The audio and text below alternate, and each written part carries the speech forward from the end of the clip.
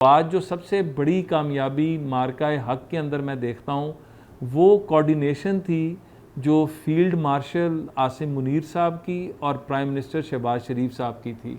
Pakistan Swift decisions ले रहा था। पाकिस्तान जो है वो हर बदलते हालात के साथ अपने डिसीजंस ले रहा था। उसकी वजह ये थी कि चेन ऑफ कमांड मौजूद थी और इंडिया की तरफ हमने देखा कि वो चेन ऑफ कमांड नहीं थी और जिसकी वजह से वो डिसीजन मेकिंग सबसे पहले तो अल्लाह ताला का ख़ास करम है, हमारी बहादुर अफवाज की कमिटमेंट है, हमारे उन हवाबाज़ों की कमिटमेंट है, उनकी एक्सीलेंस है, जो उनकी एक्सपर्टीज़ थी। आज दुनिया ने देखा कि हम पाकिस्तान हमेशा अपना दिफा करता है, पाकिस्तान कभी जहरियत की तरफ नहीं गया। पहलगाम पाकिस्तान ने बहुत खुल के कहा कि एक इंडिपेंडेंट कमीशन बनाए, दुनिया बनाए और उसकी जो है बिल्कुल। और उसके बाद क्या हुआ कि इंडिया आज तक उससे दौड़ा है क्योंकि इंडिया ने खुद ये किया था, इंडिया खुद मुजरिम है इसके अंदर। तो अल्लाह के फजल से हम तो पहले दिन से बहुत क्लैरिटी से कह रहे हैं, प्राइम मिनिस्टर ने अक़वाम मुत्तहिदा में खड़े होकर कहा कि आप इंडिपेंडेंट कमीशन बनाएं ताकि दूध का दूध और पानी का पानी हो। और उसका नतीजा क्या निकला कि वो जो पाकिस्तान को समझते थे कि हम पाकिस्तान तरन वाला है, हमारे बहादुर जवानों ने, हमारी बहादुर अफवाज ने जिस तरह इंडिया को नाको चने चुभवाए, आज दुनिया बात करता है। आज ट्रंप साहब जो हैं वो ख़ुद बताते हैं कि इतने त्यारे इंडिया के गिरा दिए गए। आज वो ख़ुद बताते हैं कि इनका S-400 जो है, इनका दिफाई निज़ाम तबाह हो गया। इंडिया पाकिस्तान के रहमो करम पे था। हमने एस्केलेशन की तरफ नहीं गए क्योंकि हम एक ज़िम्मेदाराना तरीके से अपनी एटमी क़ुव्वत को जो है हम इसको डेटरेंस के तौर पे तो रखते हैं, लेकिन हम कभी अग्रेसर नहीं हैं। तो हम चाहते तो इंडिया के बेतहाशा जहाज़ गिर सकते थे मज़ीद, हम चाहते तो इंडिया के बहुत ज़्यादा हवाई अड्डे और तबाह हो सकते थे और बड़ी स्ट्रेटजिक किस्म की जो हैं हम अटैक्स कर सकते थे। लेकिन हमने बुर्दबारी तहम्मुल का मुजाहरा किया, जिसका नतीजा ये निकला कि आज दुनिया पाकिस्तान की तरफ देख रही है। आज इस्लामाबाद एकॉर्ड बुनियानुल मरसूस के बाद पाकिस्तान को जो ये कामयाबी मिली है, ये इसलिए मिली कि दुनिया को नज़र आ गया कि पाकिस्तानी जो है इंतहाई ज़िम्मेदाराना जो है तर्ज़ अमल के साथ चलने वाली कौम है। इनके पास जब हमारे पास हमने इंडिया को मफलूज कर दिया था, लेकिन हमने इंडिया को बताया कि हम इससे आगे जा सकते थे, हम नहीं जा रहे हैं, हम एस्केलेशंस की तरफ नहीं गए।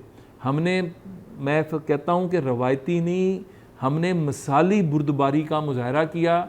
और आज यही वजह है कि ईरान अमेरिका वॉर के अंदर पाकिस्तान को, और ये सब कुछ बुनियानुल मरसूस से शुरू हुआ। इस सफ़र का आगाज़ मार्का हक से हुआ कि आज पाकिस्तान को हर रोज़ नई से नई कामयाबी मिल रही है। देखें, हमारे बड़ों से अगर पूछें ना, 1947 पाकिस्तान मूवमेंट, लाखों जानों की कुर्बानी, लेकिन वो जो जज्बा था ना, ये जज्बा इस कौम से नहीं निकल सकता।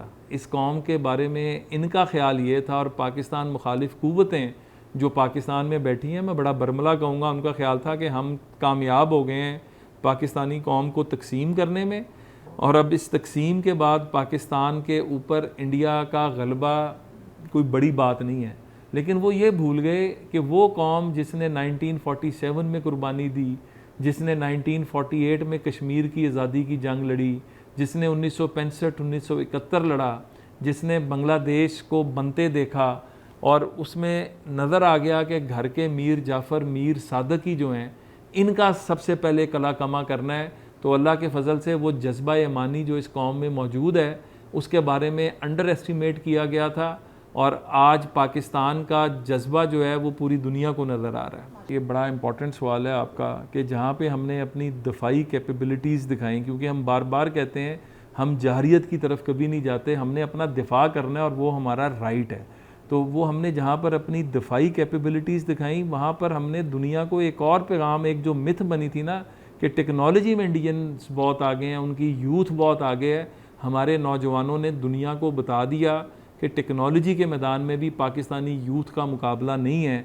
इंडिया के सिस्टम्स तबाह हो गए थे, उनके जो शिपिंग लाइन्स से लेके उनके जो टाउन्स तक सब कुछ बैठ गया था, और अल्लाह के फजल से फिर हमने इंसानी हमदर्दी की बुनियाद पर वो चीज़ें जो हैं दोबारा खोली, क्योंकि इंडिया के सिस्टम सब डाउन हो चुके थे। तो आज जहाँ पर हमारी प्राइम मिनिस्टर और फील्ड मार्शल ने खुल के कहा कि पाकिस्तान का दिफा, पाकिस्तान कई सरहदों के ऊपर जो हमारे नौजवान अपनी जानों का नजराना दे रहे हैं, वो हम काम करते रहेंगे, पाकिस्तान का अमन व अमान यकीनी बनाएंगे। लेकिन इसका फ़ायदा उठा के हमारे नौजवान AI की ट्रेनिंग्स, IT की ट्रेनिंग्स, टेक्निकल एजुकेशन की ट्रेनिंग्स, एजुकेशन, इस पर फोकस करें, क्योंकि टेक्नोलॉजी के मैदान में जो अब पाकिस्तानी नौजवानों की सलाहियत नज़र आई है, अब दुनिया का रुख पाकिस्तानी नौजवानों की तरफ हो चुका है और प्राइम मिनिस्टर यूथ प्रोग्राम इस पर पूरा काम कर रहा है। आज अल्लाह के फजल से AI का जो यूनिफाइड करिकुला है वो हम डेवलप कर चुके हुए हैं। दुनिया के चंद ममालिक में हैं जो हम AI के ऊपर इतना काम कर रहे हैं। हम पाकिस्तान उन चंद ममालिक में से है जो अपनी चिप और सेमी कंडक्टर की पॉलिसी लेकर आ चुका है, अपना एडवाइज़र लेकर आ चुका है। तो हम बिफोर टाइम चीज़ों का अहाता भी कर रहे हैं, उन पर काम भी कर रहे हैं और हमारा फोकस जो है वो अपने नौजवानों को बेहतरीन तरीके से ट्रेनिंग्स दे के, उनको पॉजिटिवली इंगेज करके, उनको प्लेटफॉर्म्स दे के उनकी सलाहियतों को आगे आने का मौका दे रहे हैं। और यही काम प्राइम मिनिस्टर ने हमारे ज़िम्मे लगाया हुआ है, शहबाज शरीफ साहब ने, और हम दिन रात उस पर काम कर रहे हैं। और अल्लाह के फजल से मैं अपने मुंह से नहीं कहता, इन 2 सालों के अंदर जितनी यूथ जो है एम्पावर हुई है, जितनी यूथ इनकरेज हुई है, जितनी यूथ के लिए नई अपॉर्चुनिटीज़ निकल कर आई हैं, वो आपके सामने।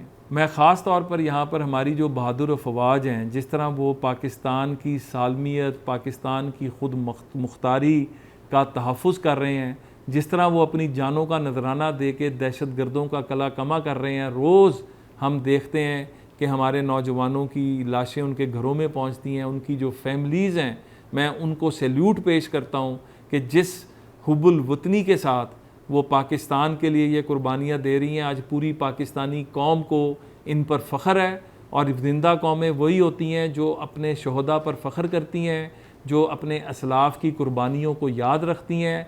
पाकिस्तान की तरक्की अब कोई नहीं रोक सकता जब तक इस तरह के बहादुर नौजवान हमारी सरहदों पर मौजूद हैं।